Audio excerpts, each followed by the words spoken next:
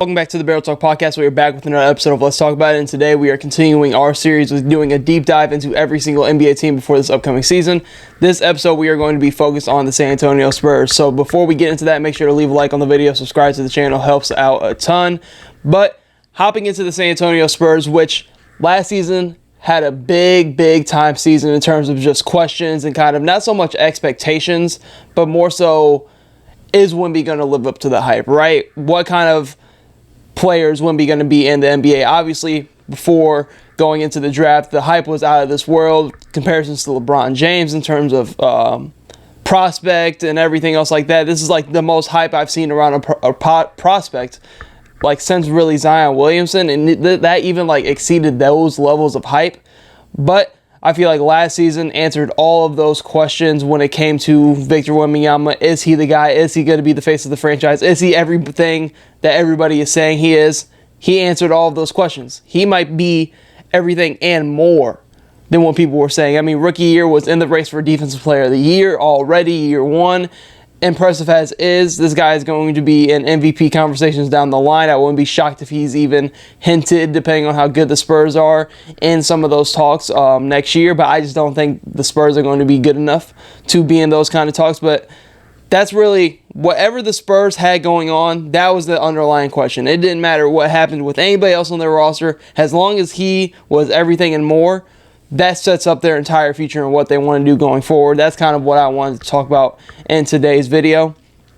But we can kind of get into some of the offseason moves. I love Stephon Castle out of the draft. They ended up trading their 8th overall pick to the Minnesota Timberwolves, picked up a future first in like 2030, I want to say, from the Minnesota Timberwolves. They ended up selecting Rob Dillingham, which I'm perfectly fine with them moving that pick. That could be a very valuable pick down the line, depending on what the Minnesota Timberwolves are looking like.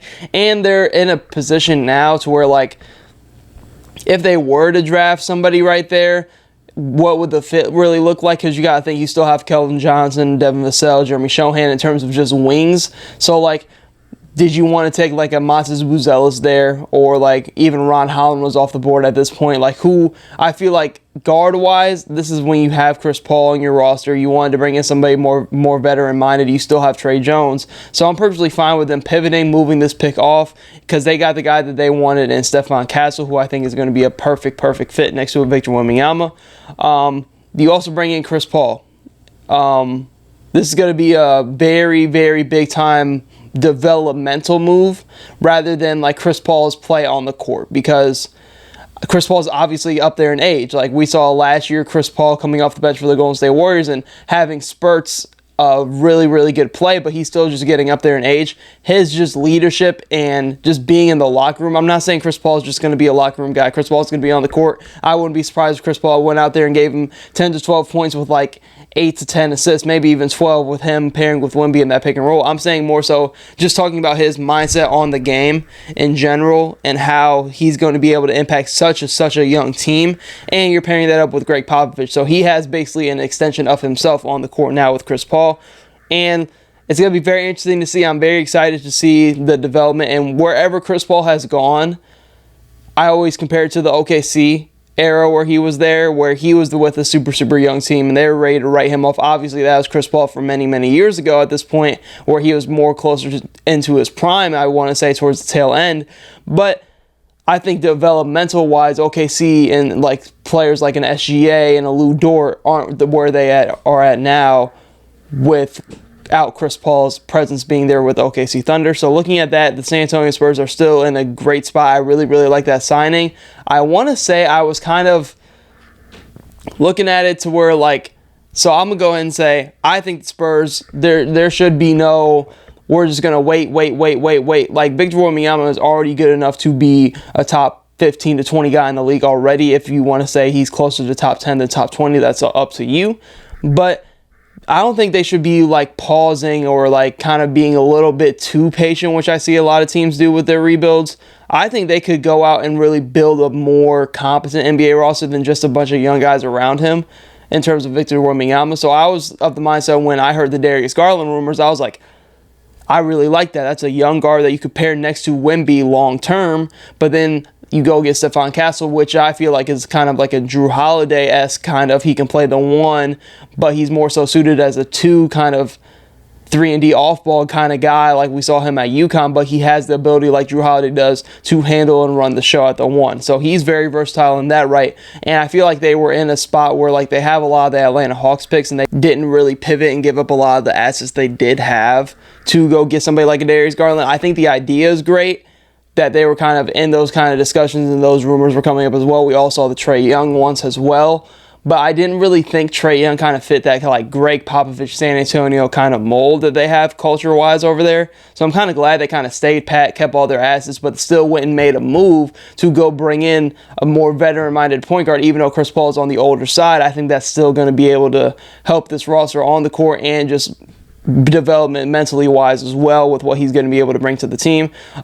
Harrison Barnes, I really like that pickup. I feel like Harrison Barnes, like the narrative around him, especially in like Sacramento, was kind of like wish-washy. He's kind of like in that Tobias Harris realm where like maybe not as significant as Tobias Harris, but they're kind of like, oh, it's Harrison Barnes inconsistent. But I feel like he's going to be somebody that can really fit next to Wemby at that 4 spot, somebody who can just space the floor, do a little bit of everything when you need him to. And I feel like that's somebody that he's also been around the league. He's a veteran. He knows how to like, I guess, kind of be more of an off-ball player compared to what the Spurs are looking for, and to fit next to Wemby at that 4 spot, maybe that 3 spot, depending on what lineups they have. But I think Harrison Barnes is going to be a nice glue guy because they have a lot of young wings that don't really know how to necessarily play off the ball like that, if you know what I'm saying.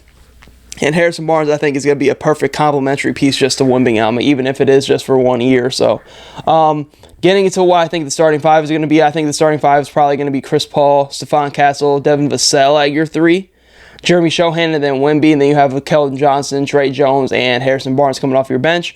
So looking at that, I think the X factor for this team is going to be Stephon Castle, especially year 1 going into it. I kind of know what I'm getting from Chris Paul. I know what I'm going to get from Victor Wembanyama at this point.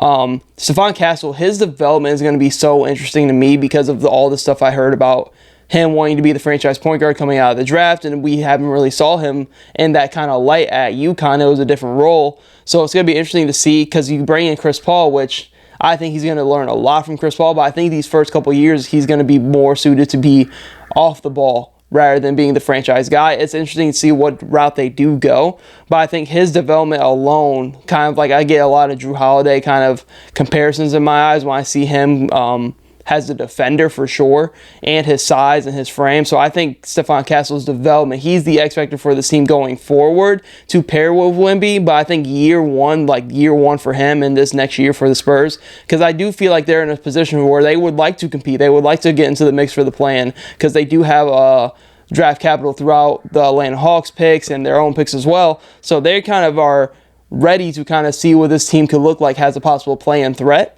So I think that conversation starts with Stephon Castle and his development, and also in the same world of Devin Vassell as well, who I think is a perfect 3-level scorer next to Wemby, somebody that can do a little bit of everything as well. I just think he needs somebody like a Chris Paul to help make it looks easier for him. So I think Chris Paul is just going to be able to help develop this entire team and making things a lot easier on them on the court, because they have a lot of young talent on the Spurs. It's just like the whole setting guys up kind of thing was a problem for them last year. They experimented with Shohan at the 1. I didn't really like that or mess with that really at all.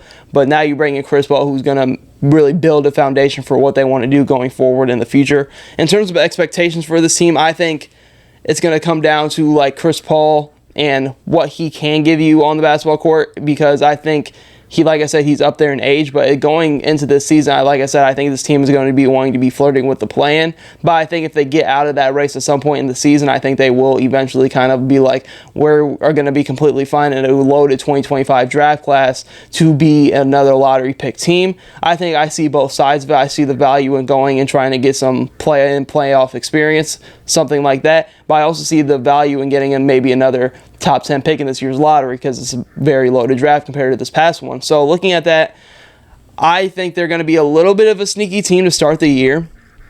But I think towards the tail end, I could see a world where they kind of flame out and kind of miss the play-in, because that's how loaded the Western Conference is. And going off of a roster standpoint, I still think that like there are a lot of teams better than the Spurs out west, even with Wemby, even with the addition of a Chris Paul and Harrison Barnes and Stephon Castle in the draft.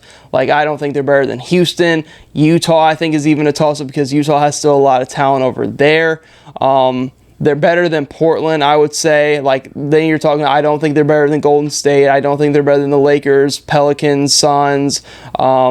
Obviously not any of the top teams. Like, talking about that playing mix, I don't think they're better than Sacramento just yet. So looking at that, I still think this roster has a ways to go, but they're definitely in the right direction from what they have done this offseason. I'm very interested to see what moves they do pivot towards because of the draft capital they have acquired, because they're going to be in the market to make a big move if one of these younger guys around the league becomes available to pair with a Victor Wembanyama. They're going to have a ton of money come free agency time, because I want to say the only person, well, they have Devin Vassell on an extension, but nobody on this team is making major money, so they're going to be able to be a big player in the upcoming free agency classes. This one was more of a heavy role player based free agency class compared to like a star-studded one, which I think that they could definitely be involved in the future. But I think this is a very big kind of building block year in terms of what they want to do going forward. And I think the expectations are going to be very dependent on what this team does at the start of the year,